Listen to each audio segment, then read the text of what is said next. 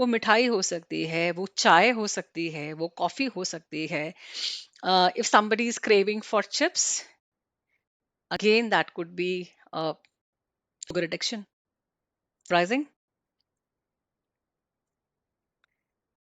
Excessive sugar consumption. पहले तो excessive कितना, ऐसा कहा जाता है हेल्थ जर्नल्स में कि लेडीज एक दिन में 6 टीस्पून शुगर खा सकती हैं, विच इज अराउंड 26 से 30 ग्राम के करीब. And for gents they are more considerate, तो बोलते हैं 9 टीस्पून खा लीजिए. लेकिन ये तो आप वो शुगर खा रहे हैं जो आपको पता है कि हमने शुगर खाई है. आजकल के टाइम में बहुत सारी शुगर छुपे हुए तौर पे हमारे खाने में होती है. ये एक्सेसिव शुगर खाने से होता क्या है? एक्सेसिव शुगर खाने से हमें एक हैप्पी हार्मोन्स, डोपामिन जिसको हम बोलते हैं, वो हमारे को एक अलग सा नशा या हाई बोलते हैं ना, यू स्टार्ट फीलिंग गुड. एक आपको बहुत अच्छा अच्छा सा लगने लग जाता है. आपके ब्रेन को ऐसा फील आता है, राइट? और फिर क्या मन करता है? फिर मन करता है कि यार दोबारा ट्राई करते हैं. और मैं आया हूँ ऑफिस से, या पूरा दिन आपने काम किया है, और उसके बाद अचानक से आपको लग रहा है एनर्जी ड्रेन आउट हो रही है, एंड एकदम से कोई बर्फी का पीस खा लेता है, कोई जैगरी खा लेता है. ऑल्दो आप कोकोनट की गिरी खा सकते हैं, पर खाते ही आपको लगता है कि हाँ, यू फीलिंग बेटर, मूड थोड़ा अच्छा लग रहा है. तो ये सारी चीजें भी. The audio is low, just give me a minute, let me just see the setting.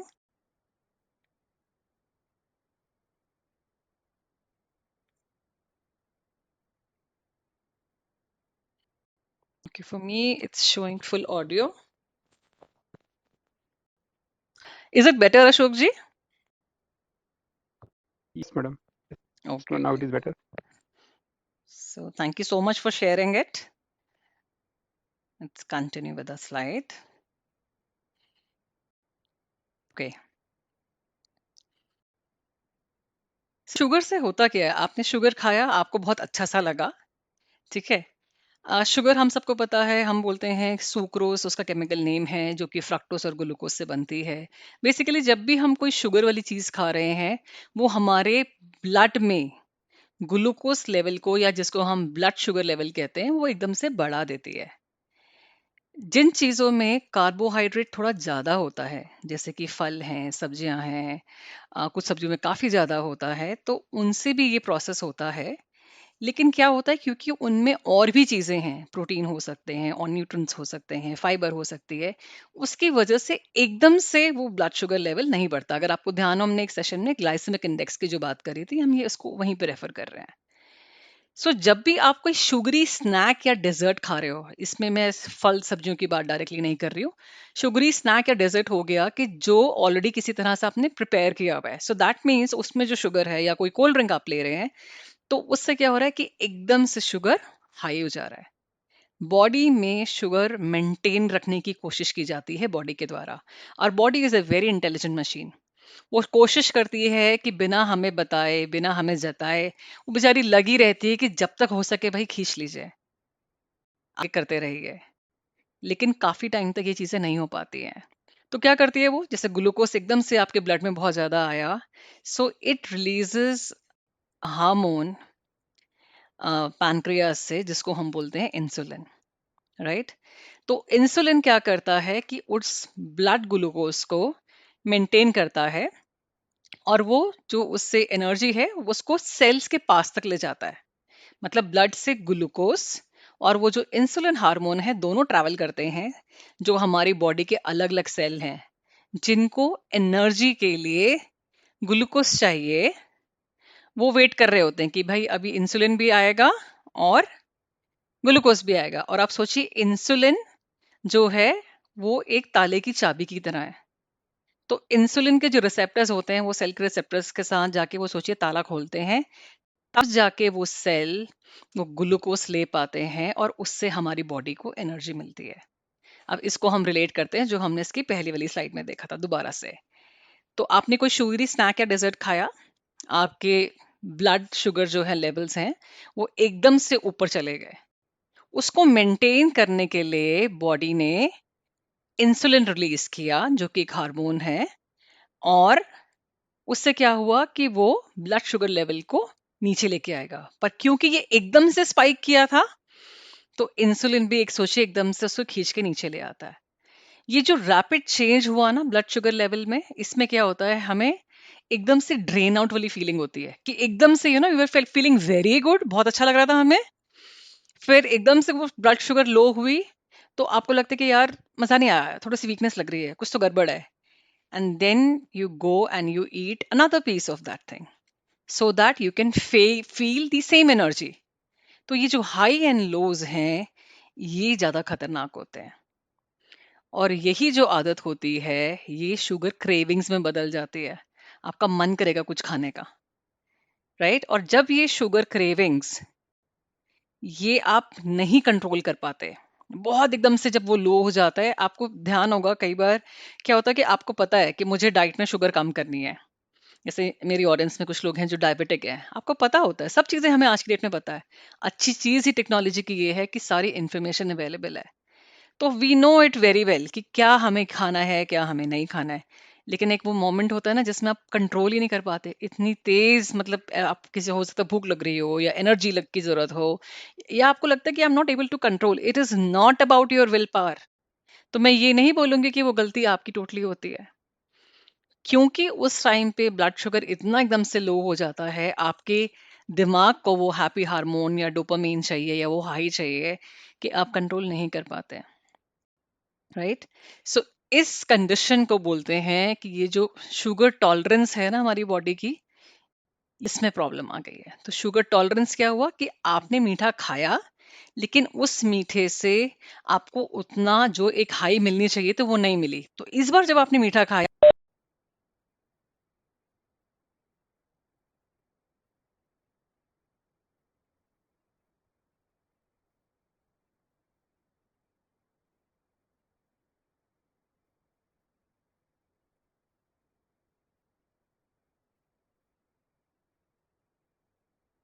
You're on mute again, I think. Is it fine? I think so, there was some button. Yes. Thank you Vicky. Okay, so we were talking about कि sugar आपको craving हुई, sugar खाया, sugar खाने के बाद आपका blood sugar level बढ़ा, आपकी बॉडी ने इंसुलिन जो है एक हार्मोन जो उसको सेटल डाउन करता है, इनफैक्ट इंसुलिन के और भी बहुत सारे पर्पस होते हैं, बट अभी हम शुगर की बात कर रहे हैं। So regulating blood sugar is one of the role which insulin plays in the body, and the other one कि ये सोचिए सेल के पास लेके जाने का ग्लूकोज, और उसको वो यूज कर सके सेल को, उसके लिए भी इंसुलिन की जरूरत होती है। शुगर टॉलरेंस से क्या दिक्कत हुआ कि आपको, क्योंकि अब शुगर की जरूरत ज्यादा है, मतलब ज्यादा ब्लड शुगर बढ़ने वाला है, मतलब ज्यादा इंसुलिन जो है बॉडी वो प्रोड्यूस करेगी। और कई बार क्या होता है कि हमारे पैनक्रियाज, बीटा सेल्स जहाँ से इंसुलिन रिलीज होता है, वो इतना काम करते करते फिर वो उतना इंसुलिन या तो रिलीज नहीं कर पाते, या बॉडी जो सेल्स हैं वहाँ पे इंसुलिन काम नहीं कर पाता। इस स्टेज को हम लोग इंसुलिन रेजिस्टेंस कहते हैं। तो उसका रिजल्ट क्या होता है कि आपकी बॉडी में ग्लूकोज है, लेकिन सेल उसे नहीं ले पा रहे। तो वो जो एक्स्ट्रा ग्लूकोज, एक्स्ट्रा एनर्जी ना इधर उधर डोलती रहती है, अभी क्या करेगी, थक के कहीं बैठ जाएगी। कहाँ बैठेगी? वो जो लेयर्स ऑफ फैट चढ़ती है बॉडी में, जो भी अनयूज एनर्जी है वो फैट में एक तरह से स्टोर होके हमारी बॉडी में रुक जाती है।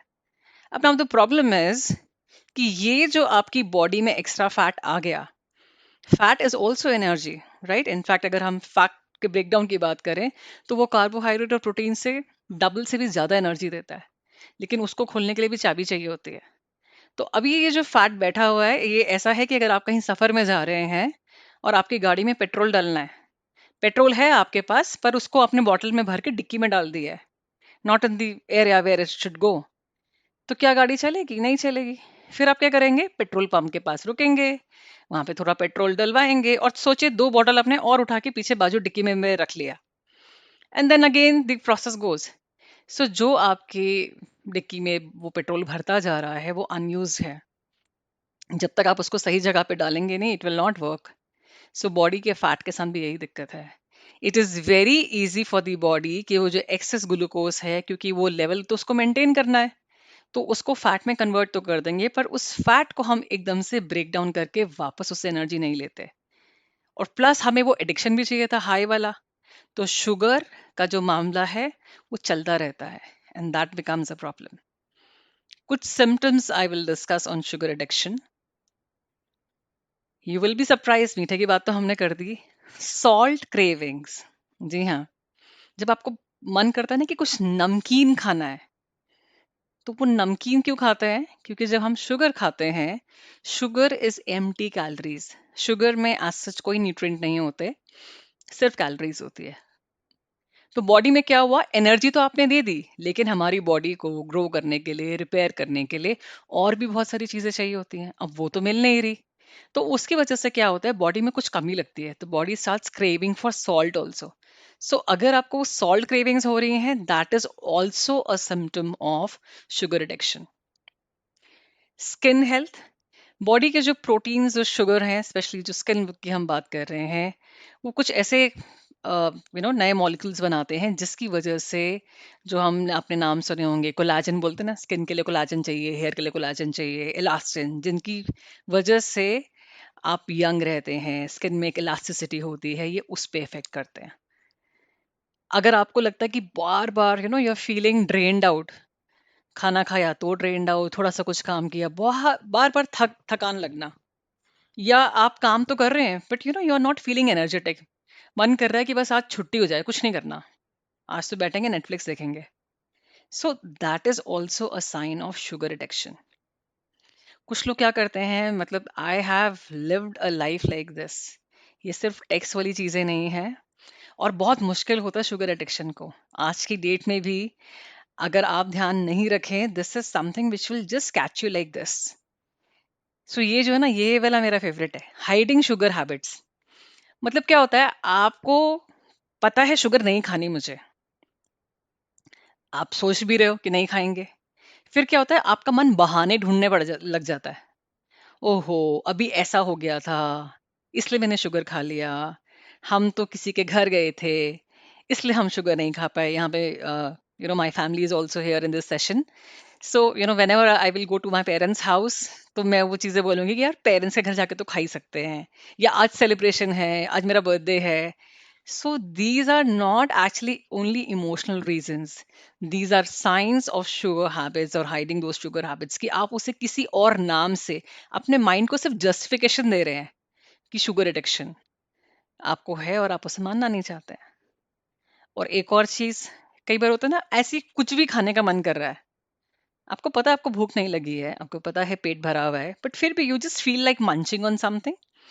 यूजुअली जैसे जब हम लोग कुछ पढ़ रहे होते हैं, कुछ लिख रहे होते हैं, this happens with me also at times when I am writing something, specially अभी recently I have just publish my 2 books. So that is the time, क्यों क्यों हो क्या रहा है, आपकी बॉडी को एनर्जी नहीं चाहिए, क्योंकि my mind is working, I am looking for a solution, या मैं कुछ लिख रही हूँ, मुझे लग रहा है कि इट्स नॉट गोइंग प्रॉपरली, तो कहीं ना कहीं एक अनसेट सा स्ट्रेस है, तो वो एक नेगेटिव इमोशन आई आपके माइंड में, तो आपको उसका काउंटर करने के लिए अभी आपको बॉडी में हैप्पी हार्मोन चाहिए, डोपामिन। तो क्या किया हमने, सबसे इजी है, शुगर खा लिया किसी ना किसी बहाने से। अच्छा यार, ये तो मिल नहीं रहा, अरे फ्रूट्स अभी घर में है नहीं, फ्रूट्स हैं तो फ्रूट्स में मैं ये चीज अपने आप को बोलती हूँ, oh my God, so much of fructose, नहीं नहीं नहीं नहीं। बट देन अगर आपने उसके बदले कुछ और खा लिया, मैंने चीज बहुत बार डिस्कस की है कि anything which is heavy on carbohydrates, वो भी इवेंचुअली शुगर वाला ही काम करते हैं। So eating when not hungry is also a great symptoms. And you will see these symptoms आज की डेट में बहुत ही कम लोग होंगे जिनमें कोई भी ऐसा सिम्टम ना दिखे, apart from taking sugar directly. फिर भी अगर आपने डबल चेक करना है, you try cut down sugar for some time, आप चीनी बंद कीजिए, और अगर उसके बाद आपको एंग्जाइटी लगती है, डिप्रेशन लगती है, बॉडी में आपको लग रहा है थोड़ा वाटर रिटेंशन ज्यादा हो गया है, या किसी का स्टमक अपसेट हो जाता है, क्रेविंग्स की बात हमने की है, बॉडी में कुछ कंपन महसूस हो रही है, दर्द हो रहा है मसल्स में, सर दर्द हो रहा है, यू नो थोड़ी तबीयत आपको खराब खराब सी लग रही है, कई बार ऐसा लगता है कि brain is not able to think clearly. ठीक है, सो इस टाइप की जो चीजें हैं, नींद नहीं आना, ये विड्रॉल सिम्टम्स भी जो होते हैं ना, ये भी इंडिकेट करते हैं कि वाकई ही आपको शुगर एडिक्शन था। अब इससे पहले कि हम और समझे शुगर एडिक्शन के बारे में, क्योंकि इंसुलिन इसमें बहुत ही इंपॉर्टेंट है, let's discuss about insulin. Insulin क्या था? इंसुलिन मैंने आपसे डिस्कस किया, एक हार्मोन है। हार्मोन क्या है? एक सोचिए कि केमिकल मैसेंजर है, पोस्ट ऑफिस से निकला कोई चीज और चिट्ठी लेके जाते हैं ना हम लोग, तो ये चीज किसी चीज को कहीं पहुंचा रहा है, सो दैट वो मेटाबॉलिक जो एक्टिविटी है बॉडी में वो कैरी ऑन हो सके। कोई एक्टिविटी होनी है उसके लिए बॉडी हमारे अलग अलग हार्मोन जो है प्रोड्यूस करती है। Unfortunately when we talk about insulin, insulin हमें लगता है कि वो जो डायबिटिक लोग एक डोज लगाते हैं ना, वो इंसुलिन है।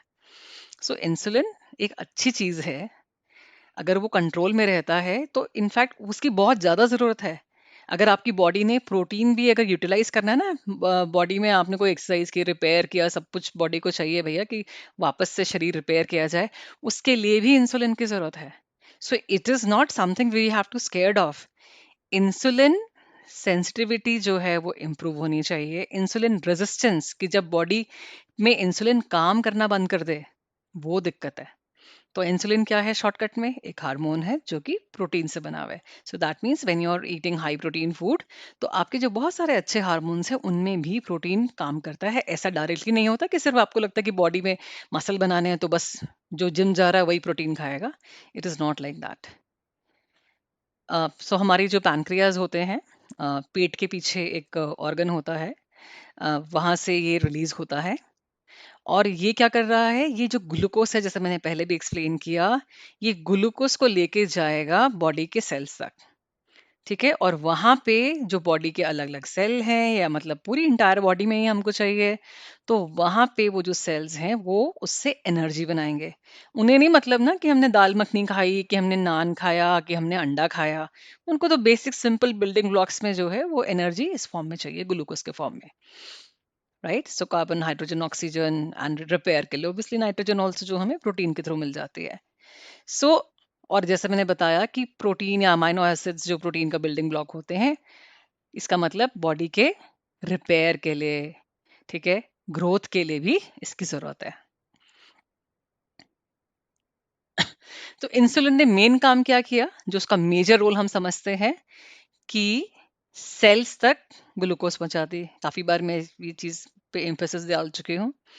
अब ग्लूकोज को ब्लड से सेल तक पहुंचने के लिए, जहाँ पे एक्चुअली में से एनर्जी बनेगी, उसके लिए भी उसको इंसुलिन की जरूरत है, जो कि इंसुलिन रिसेप्टर्स जाते हैं। सोचिए कि सेल के बाहर कोई एक ऐसा घेरा सा बना है जिस पे जाके ये फिट हो जाएगा। वो नहीं होते थे जो चीजें अलग अलग से हम लोग ज्वाइन करते थे तो ताला खुल जाएगा, खुल जा सिम टाइप्स। This is how it happens, right? So ये बैलेंस क्रिएट करने के लिए, मतलब हमारे ब्लड शुगर लेवल को बैलेंस करने के लिए हमें इंसुलिन की जरूरत है। ये कुछ मैंने स्लाइड्स जो हैं आज के सेशन में डॉक्टर जोकर्स की मुझे वो मिल रही थी, कुछ slides they were very beautifully explained, so I thought I will share them as it is. तो इनमें से ये एक स्लाइड है जिसको अगर आप देखें, ये बात कर रही है कि बॉडी जो है उसमें मतलब ब्लड ग्लूकोस लेवल जो है उसमें कैसे काम चल रहा है। तो देखिए, अगर आप इसको समझें, आपने खाना खाया, जो फूड है वो ग्लूकोस या ब्लड शुगर में आ गया, उसकी वजह से क्या हुआ, उसका लेवल राइज हुआ, तो पैनक्रियास से इंसुलिन निकला। इंसुलिन और ग्लूकोस, ये बॉडी में अलग अलग जो सेल दिख रहे हैं आपको पूरी बॉडी में, ये सारे सेल्स तक वहां पहुंच गया। इंसुलिन ने क्या किया? ताला खोला, यहाँ पे साइड में अगर आप देखें, ये रिसेप्टर्स है, यहाँ जाके फंस गया, इससे ओपनिंग मिली और सेल्स ने ग्लूकोज एब्सॉर्ब कर लिया। So beautiful diagram, I really liked it. अगर आप देखें इसको ध्यान से, ये ब्लड वेसल बना है, इसके अंदर ये जो येलो वाले हैं इंसुलिन बना रखा है, ग्लूकोज बना रखा है, कि how it is happening, right? So ये जो खाने से शुरुआत हुई, हमें ये जो ब्लू ब्लू लास्ट तक सेल तक पहुंचे हैं, हमें बेसिकली इससे काम था।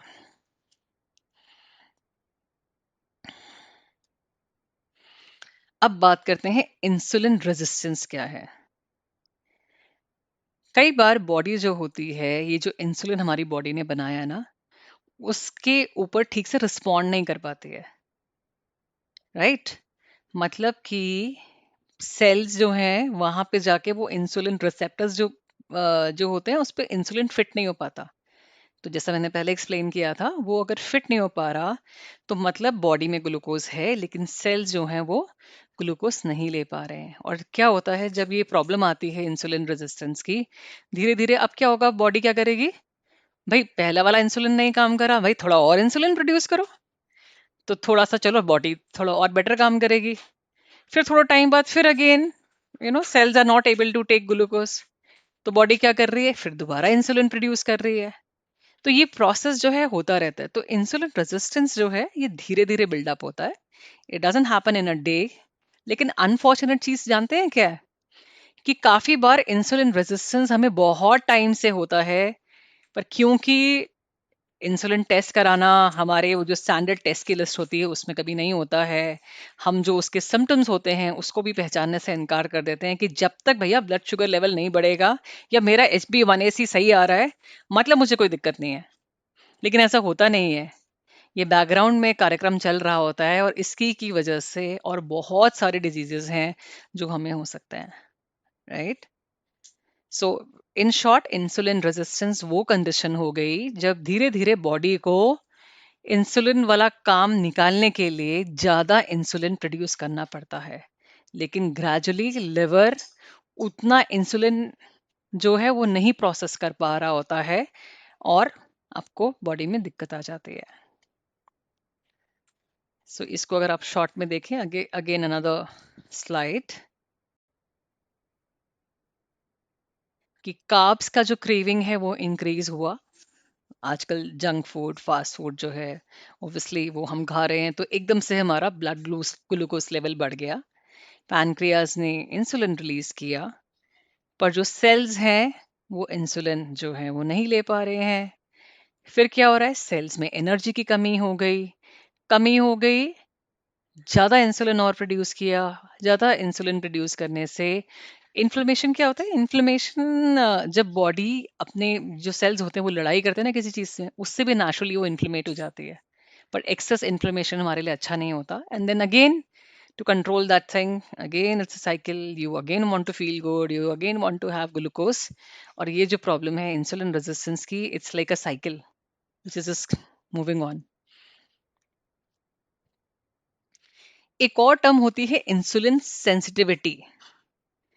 ये क्या है, ये उसका उल्टा कंडीशन है, या सिक्के के दो पहलू होते हैं, that was one side, this is the other side. Insulin resistance कम होनी चाहिए, और सेंसिटिविटी जो है वो ज्यादा होनी चाहिए। सो इसका मतलब ये हुआ कि अगर आपकी बॉडी कम इंसुलिन से भी काम चला रही है, उसके सारे फंक्शन हो रहे हैं, that is a good thing, right.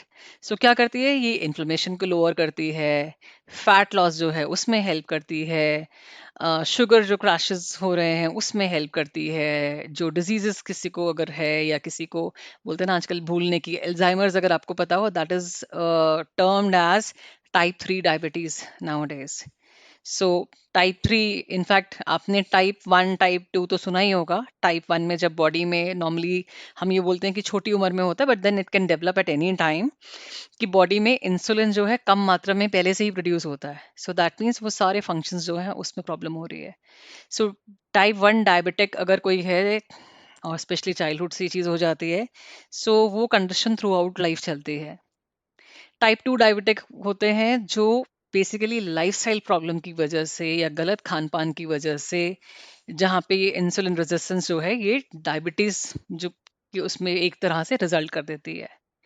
Type 2 diabetes में एक और फॉर्म भी होता है, टाइप 2B हम उसको बोलते हैं, जिसमें क्या होता है, इंसुलिन रिसेप्टर्स और जो इंसुलिन का जो काम है ना सेल पे जाके अटैच होने वाला, वहां दिक्कत आती है।